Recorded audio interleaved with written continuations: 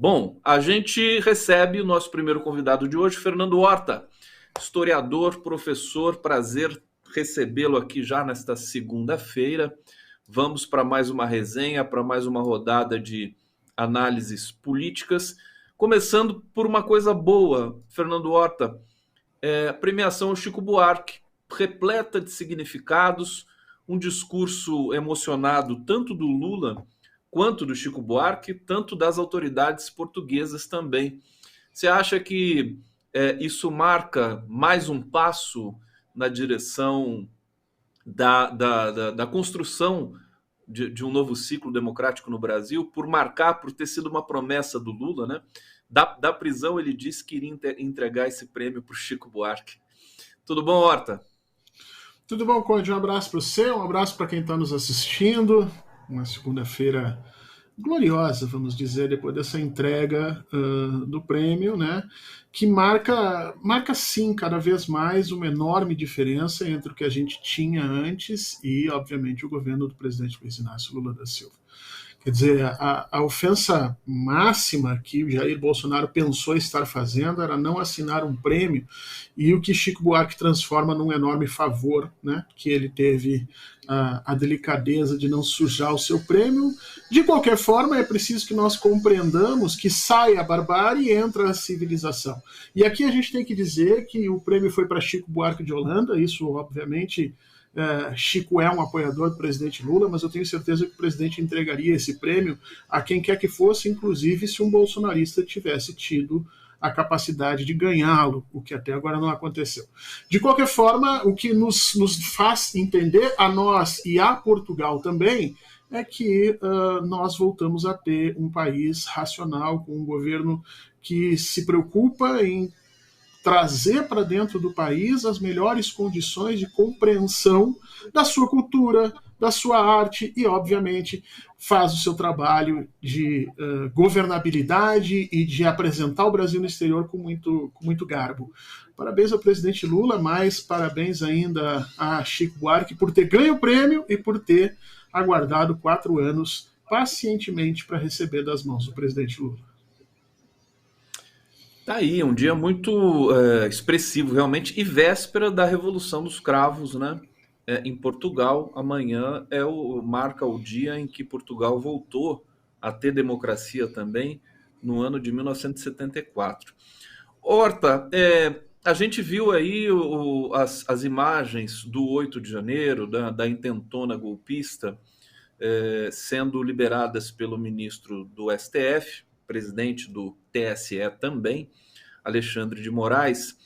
E o que você está percebendo nessa movimentação? Primeiro as imagens vazadas para a CNN, a queda do primeiro-ministro do governo, que foi o general Gonçalves Dias, um cheiro de golpe no ar. O que você poderia dizer para a gente?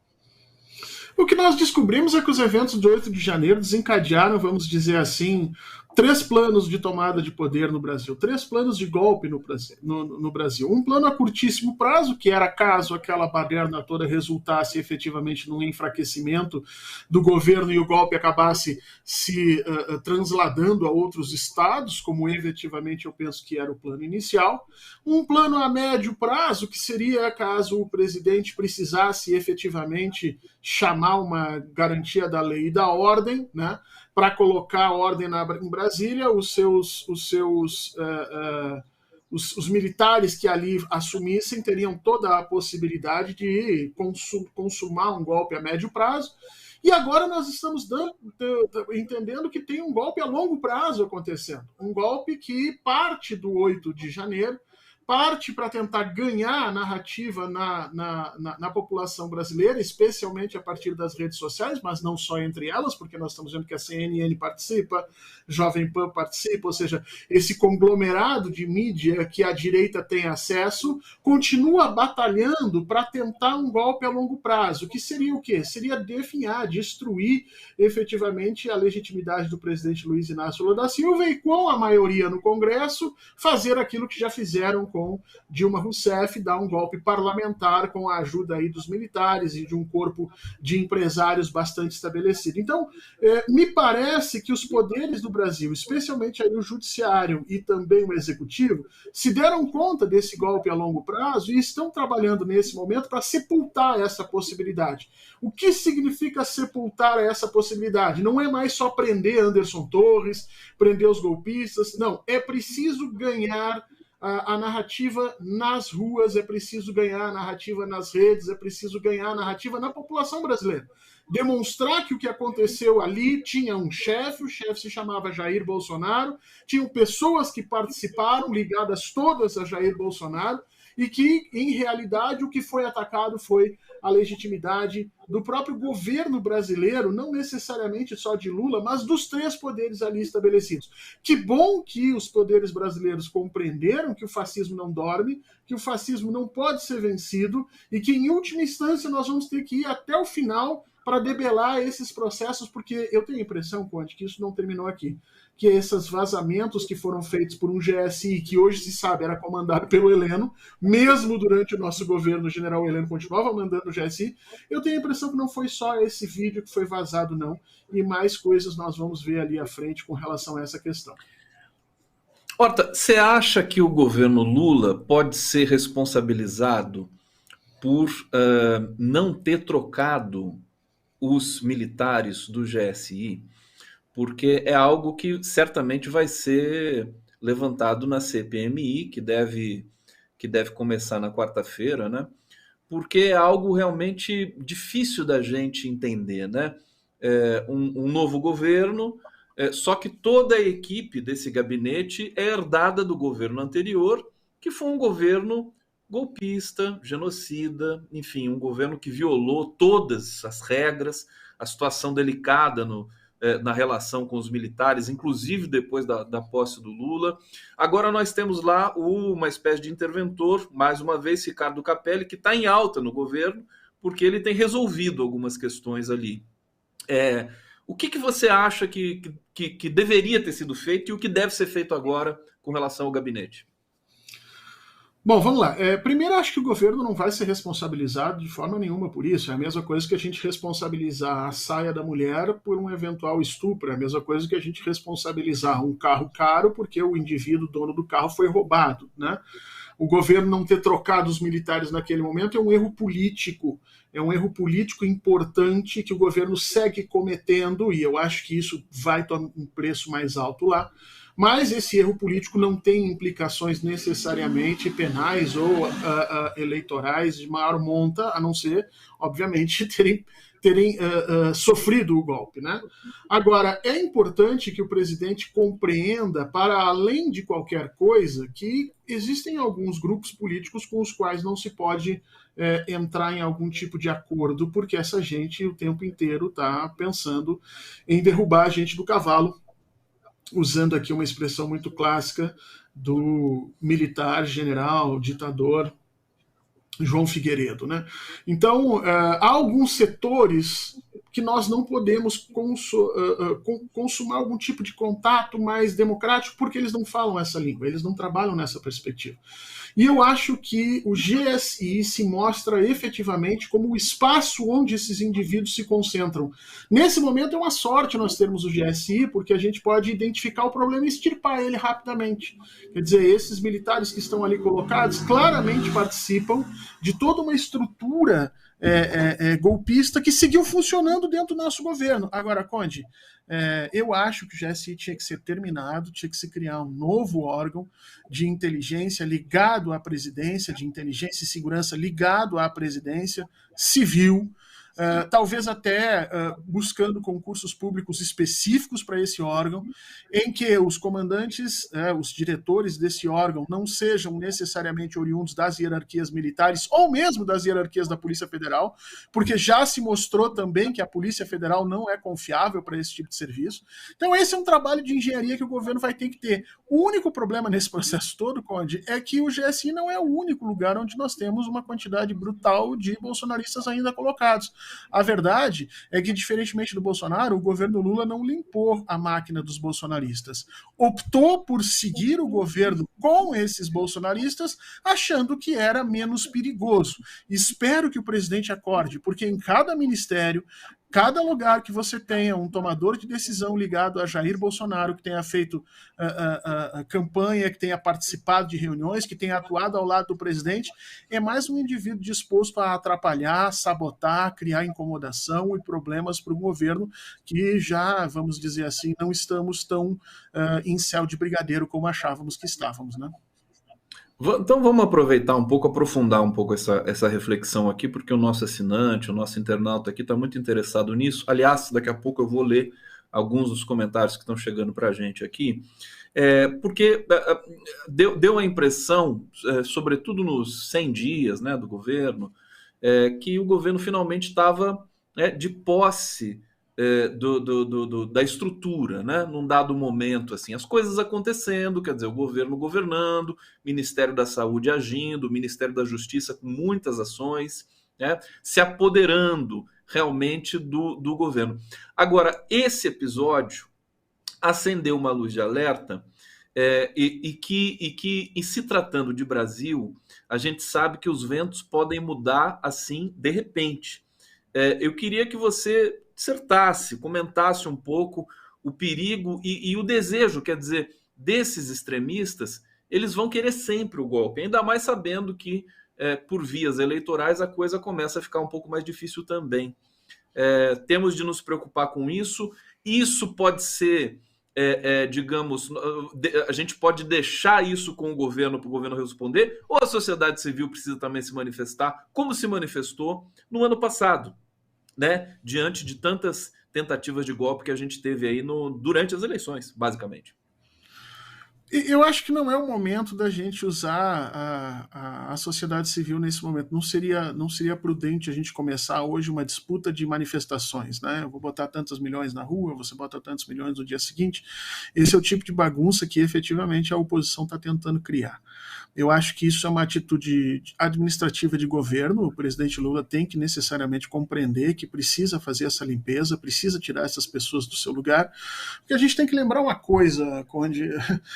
Adolf Hitler, em 1923, ele tentou um golpe na Alemanha chamado Putsch da Cervejaria, né? E ele é preso por esse golpe. Ali já se tentou um golpe nazista na Alemanha, em 23. O Hitler só vai assumir o poder em 1933, ou seja, durante esses 10 anos, não só o movimento nazista na Alemanha não terminou, como se fez de democrático em determinados momentos, assumiu cadeiras no parlamento, defendeu teses que pareciam estar em consonância com a Constituição, e tudo isso ali maturando um processo autoritário de governo que nós sabemos onde terminou. Quer dizer, foi necessária uma segunda guerra para lidar com os nazistas e os fascistas, e uma segunda guerra onde os aliados declararam que não teria paz, que não teriam até a rendição completa dos nazistas, porque eles não fariam acordo nenhum. Eu não sei, a gente fica acreditando, e eu acho que esse é um enorme erro do governo, que é possível se lidar politicamente com essas bestialidades, ou seja, que é possível se lidar politicamente com aqueles que negam essencialmente a política. E aí a gente entra naquele paradoxo clássico que a gente tem, que é o paradoxo da tolerância, né? Então, se a gente não for tolerante com os intolerantes, então a gente está sendo nazista e fascista também. Não, o presidente Lula tem que dar um fim nessa situação. O presidente Lula tem que começar a não se preocupar em ser mordido pelas próprias pessoas que estão ao seu redor. E é isso que aconteceu nessa questão do GSI. Nesse sentido, Fernando Horta, você acha que tem alguma peça faltando nesse governo ainda? Você acha que, por exemplo, está no horizonte já uma mexida ministerial no segundo semestre, no sentido de que, quando a gente lembra dos governos anteriores do Lula, sempre tinha alguém, um ministro, Zé Disseu, depois a própria Dilma, que gerenciava o governo, né? Você vê esse espaço hoje ainda funcional, ou você acha que mudou também o mundo, a governança? O presidente Lula tem uma forma de governança muito diferente, né, da presidenta Dilma, e acho que também nesse momento está sendo diferente dos dois primeiros governos Lula. Ele está muito mais nesse momento se colocando como um árbitro no processo decisório político do que necessariamente de um gestor que detém o controle e as ações, né? O presidente consolidou um grupo bastante heterogêneo de figuras políticas, e a partir do dia 1º de janeiro sempre louvou essa heterogeneidade, dizendo que isso era bom porque as discussões entre os diferentes trariam, digamos assim, um ponto de equilíbrio onde a política pudesse acontecer.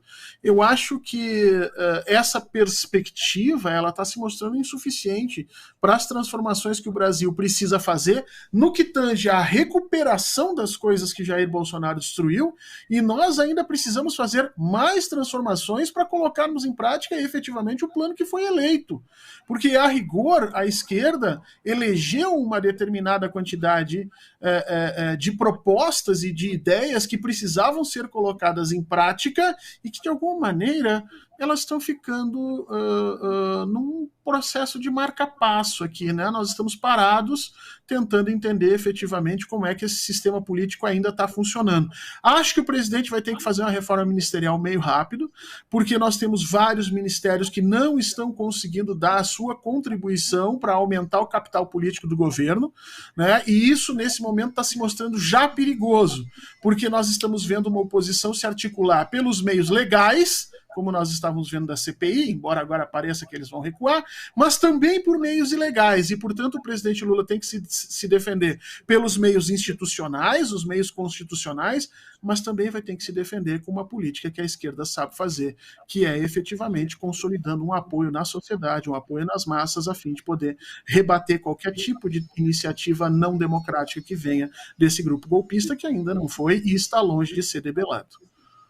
Vocês estão assistindo Bom para Todos aqui com o nosso querido Fernando Horta. Deixa eu ir para o bate-papo. Ana Maria de Almeida está dizendo aqui: grande Horta, sinal de alerta aceso. Hora de agir e limpar a área de conspiradores internos, pelo menos. Eu acho que nunca o governo, o Lula poderia usar aquela frase dele, nunca um governo teve tantos conspiradores internos como esse. Vera Andrada: ainda não ficaram claros alguns pontos do nosso lado. Como foi que a segurança só acordou depois da invasão? Acreditou naquela gente, mesmo com dezenas de ônibus já estacionados? Zaps, ligações mostrados? Eu lembro aqui que tanto o Fernando Horta quanto eu alertávamos para esse perigo durante a semana toda, né? Só a inteligência que não viu. Edmundo: Lula deixaria de ser apaziguador com o exército se fosse responsabilizado pelo 8 de janeiro? O Múcio continuaria sendo forte negociador das Forças Armadas? Ô Horta, tem um perigo no horizonte, né?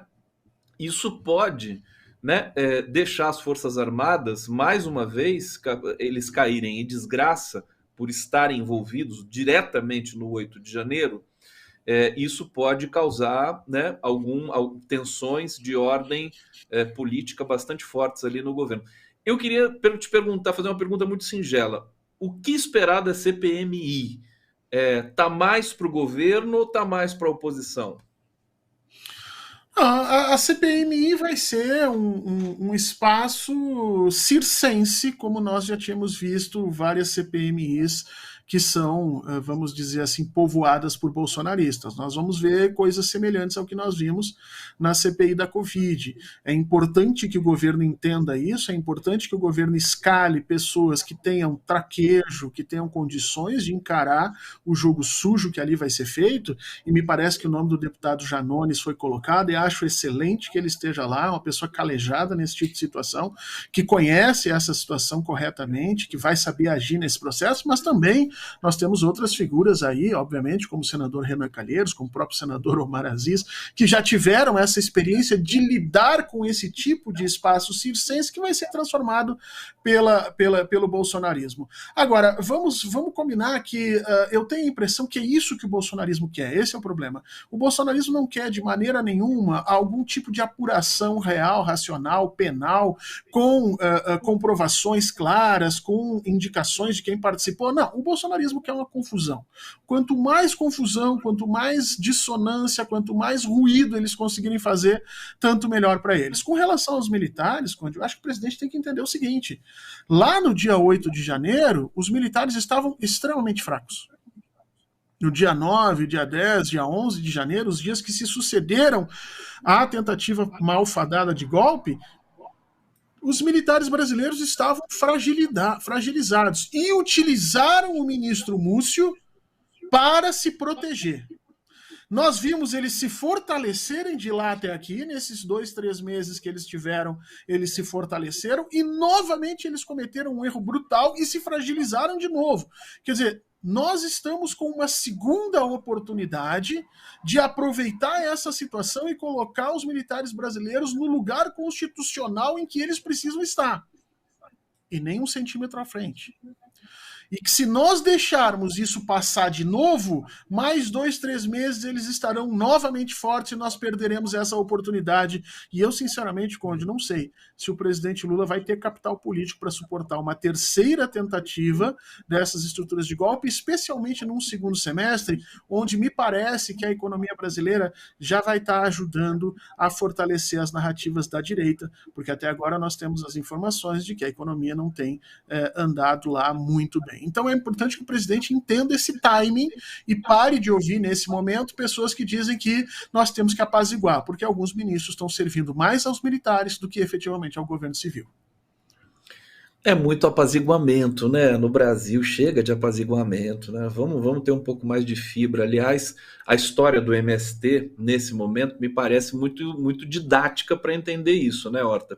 Porque é um movimento assim, representativo dos mais importantes, patrimônio brasileiro, que ajudou as famílias pobres, famintas durante a pandemia, que leva comida na mesa do trabalhador, porque tem agricultura familiar, e está sendo criminalizado de novo pelas mídias, e o governo não parece que está defendendo o MST nesse momento. Explica pra gente, né? Como é que é essa história? Assim, você acha que o governo tem que ter uma postura parceira com o MST ou tem que se alinhar aí ao agronegócio, às elites que estão criminalizando o movimento de novo? O presidente Lula acha que pode fazer o seu terceiro mandato sem necessariamente se filiar a nenhum dos lados políticos brasileiros, como se andasse numa corda bamba nesses próximos anos e ali se mantivesse, né, quase que intocado. O problema é que a direita não vai permitir isso. A função da oposição é demonstrar claramente os problemas lógicos, né, as contradições que existem dentro do governo. E eles vão colocar isso em prática o tempo inteiro. A questão do MST é uma delas. O presidente tem que escolher qual apoio que o presidente efetivamente quer ter durante o processo eleitoral. Nesse momento, me parece que o governo está trocando apoios na esquerda por apoios no centro e na centro-direita. E eu acho que esse é um erro estratégico brutal, que eu não sei efetivamente quem está aconselhando o presidente a fazer isso. Até porque, vamos lembrar que quando as coisas ficaram muito feias lá em 2018, né, mesmo durante o processo da eleição e depois durante o governo Bolsonaro, foram esses movimentos sociais, foram esses partidos de esquerda que ficaram ali, seguraram o rojão, enquanto que a centro-direita brasileira e a burguesia brasileira não se fez nem um pouquinho de rogado para chamar Paulo Guedes de meu anjo e Bolsonaro de querido presidente. Então, é importante que o presidente entenda onde estão as lealdades dele, sob pena de cometer graves erros políticos que vão ali adiante acarretar problemas, porque eu tenho a impressão que se você deixar o MST na estrada de alguma maneira, talvez eles não queiram participar de mais um movimento para tentar salvar aí um mandato, como se tentou fazer no governo Dilma. Você compartilha essa ideia de que o MST está atrapalhando o governo? Não, de forma nenhuma. O problema é que nós temos muita gente dentro do governo que acha que qualquer crítica ou qualquer coisa que se questione a respeito do governo significa atrapalhar. Eu mesmo, por essa perspectiva, né, Conde, já sou um atrapalhador do governo, sou marcado como uma das pessoas que mais incomoda e gera atritos, quando na realidade tudo que nós estamos querendo é colocar esse governo mais à esquerda, mais próximo daquilo que ele se elegeu para ser, né?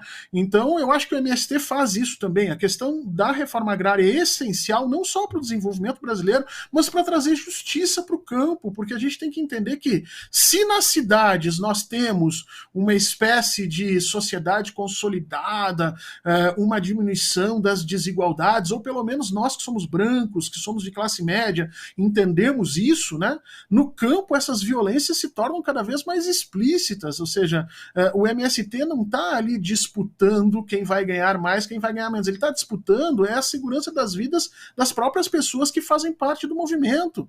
Nunca se matou tanta gente no Brasil, tanto ativista político, tanto líder sindical, tanto líder de movimento social no Brasil, quanto no governo Bolsonaro. Foi quase um por semana. As pessoas não estão sabendo disso. E, gente, uma parte significativa desse no campo. As disputas no campo são importantes, elas não podem ser entendidas pelo governo como meramente um problema que está nos colocando, porque nós temos que... Não, elas têm que ser entendidas como uma questão crucial que é necessário que o governo dê guarida para que se possa resolver de uma maneira pacífica, mas que atenda os objetivos, os interesses dos grupos sociais que efetivamente trabalharam muito para conseguir a eleição do presidente Luiz Inácio Lula da Silva.